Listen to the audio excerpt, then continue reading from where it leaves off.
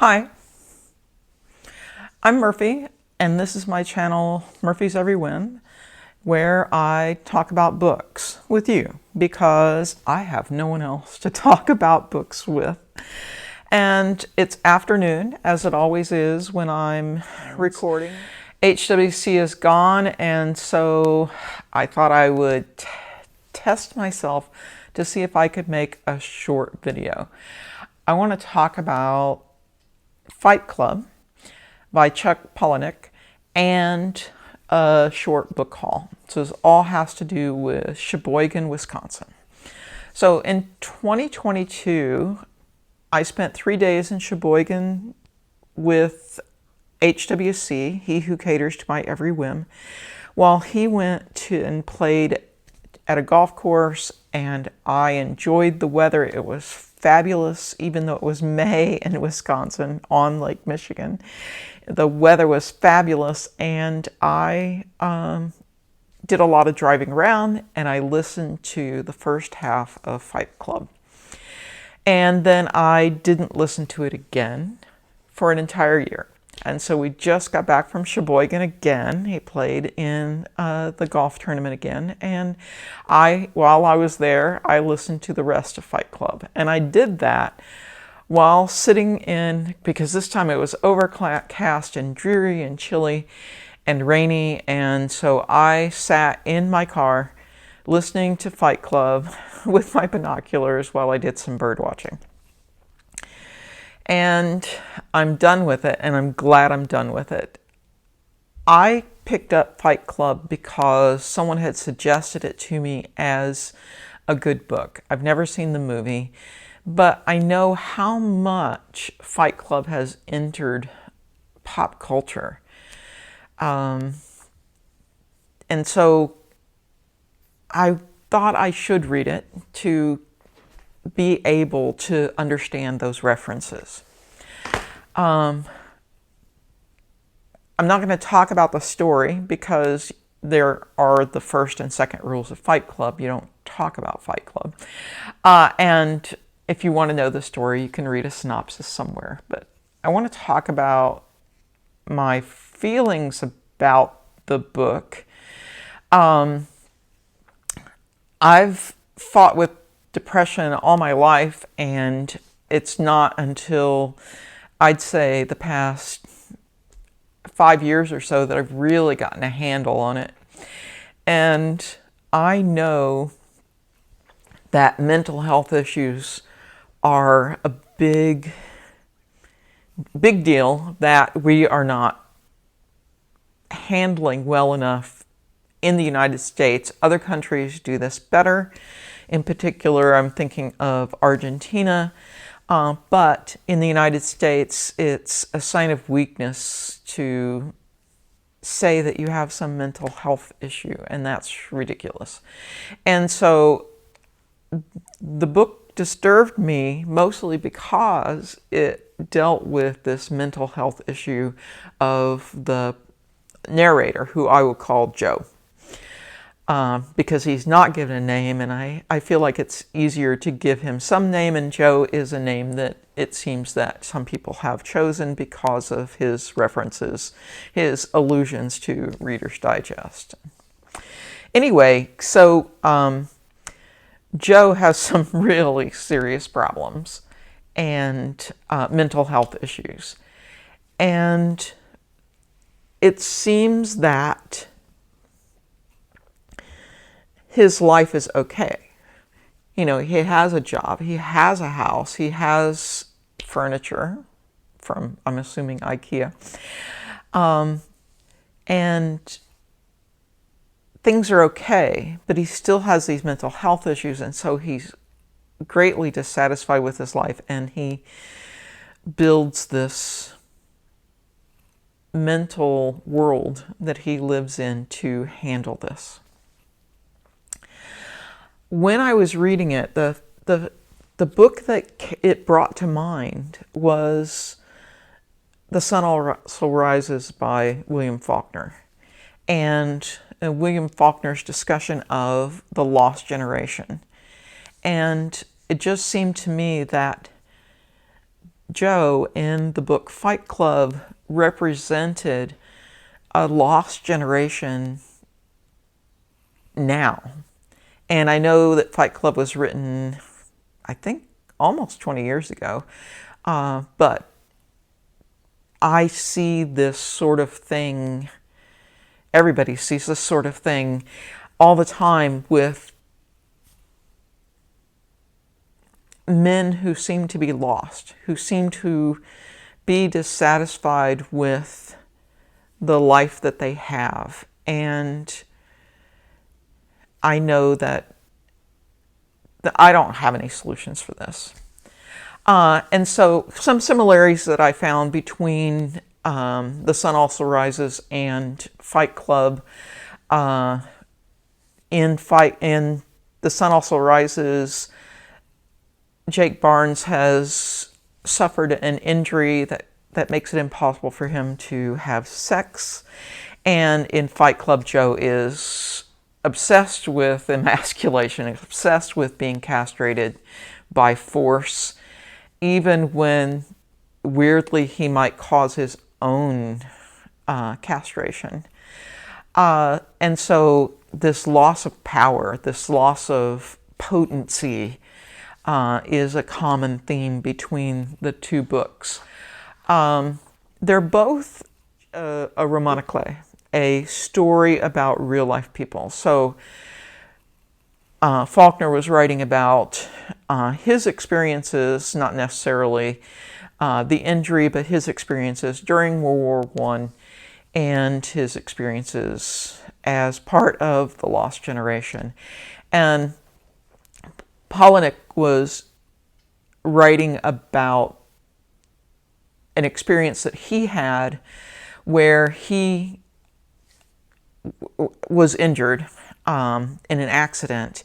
And when he got to work with these injuries, these cuts and bruises and whatever was wrong with him, no one at work mentioned it. And so this gave him the idea that there are certain things you just don't talk about. And so in that way, they're both writing about things that have happened in their lives. Both of the protagonists in both books are in love with a woman who's been around, been divorced, talks about, their relationships. Both men are in love with a woman who is in love with someone who represents a more potent, more powerful person. In the case of Jake Barnes, he's in love with Brett, but Brett is in love with the Matador Romero. And in the case of Joe, he's in love with Marla, and Marla is in love with Tyler Durden, who, while is Joe, is not Joe. And so these are the things that I saw that were similar, and the whole men right now, they're a large group of men who feel like they don't have power because other populations have more power. And I felt that that was a commonality between the two books, the Lost Generation. All right, so I'm glad that I read the book, Fight Club, but I still think it's not for me. There are things I read because I feel like I should read them because they're part of pop culture, because I might need to read that book to understand another book or to understand some other situation. And this was one of them. A friend of mine said that she liked the movie a lot. She thought the movie was better than the book that in this particular case. But I don't think I need to see the movie either. So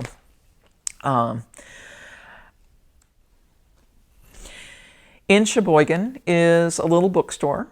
It's very cute, but it seems to be, to my taste, it seems to be a little over-curated and it's a used bookstore, but it didn't have those sorts of kind of interesting, obscure books that I thought that a used bookstore should have. It was fairly well organized, but then it had little pockets of books in a lot of different places. I just felt that it was too something, just too. But I got 4 books there. The first book I picked up was Agatha Christie's The Mysterious Mr. Quin. And this has an interesting book cover that I actually seem to remember from when I was young. So I've probably seen this book before. By the way, my parents used to have a used bookstore, and it wasn't a very good used bookstore, but it was a used bookstore. And so I saw a lot of books that I didn't read. I got it because I thought the cover was interesting, but also because the name of the character is Harley Quinn. And Harley Quinn is also the name of a character in the Batman universe. And so I don't really know that much about Harley Quinn, the woman in the comic books, that universe. But I'll probably look up and find out some things about her as I'm reading this. So when I was young, I used to read a lot of Agatha Christie. I can specifically remember reading Agatha Christie in the school cafeteria. I was reading some Poirot. And so, all right, another book that I got this was on the staff choice shelf. A lot of bookstores have that sort of thing. Lost Hope Island by Lynn Olson. It's a World War II adventure that I hadn't heard about. Sounds interesting. I like this sort of thing. And The Moonstone by Wilkie Collins. And I've read The Woman in White, and I really liked The Woman in White. So I'm eager. I've started reading a few pages of this, and I'm eager to read more of it. And then finally, I got heavy books. I got The Birder's Journal. I thought it was appropriate that while in Sheboygan, I was doing some birding and I actually saw sandhill cranes for the first time. Got to see a pair of them interacting in a field. I got to see one in flight, which was awesome. And so I got this journal. It has a couple of things in it that I like. One, it's got a place for you to, sorry about the reflection, it's got a place for you to record information about birds, but then it also has these line drawings that you can color in yourself, which I am interested in. So I've been trying out a new, that's the end of the book haul. I've been trying out a new field guide. I picked this up in a free book giveaway that I won't say where it was because, well, anyway, it might not really have been free. It was a book giveaway, at least in my eyes. And Peterson's Field Guide, I'm not particularly fond of it. I've used a Sibley Field Guide before, and one thing that I find that's not in Peterson is bird behavior. And so Sibley talks more about bird behavior, but then I also have books by Sibley about bird behavior. So it has a lot of maps. One thing I do like about it is that in the images of the birds, it points out those characteristics of what the bird looks like that make the bird distinct from other birds. So it does have better identification information. But it's also hefty, and Sibley is a little lighter. So I don't know. All right. So that is the end of this video, which I'm looking at the time and it's not as short as I thought. I just cannot make a short video. I just can't do it. So thank you for letting me talk to you about Fight Club, a disturbing book that I am both glad I read and not glad that I read. And I will see you in the next video. Take care.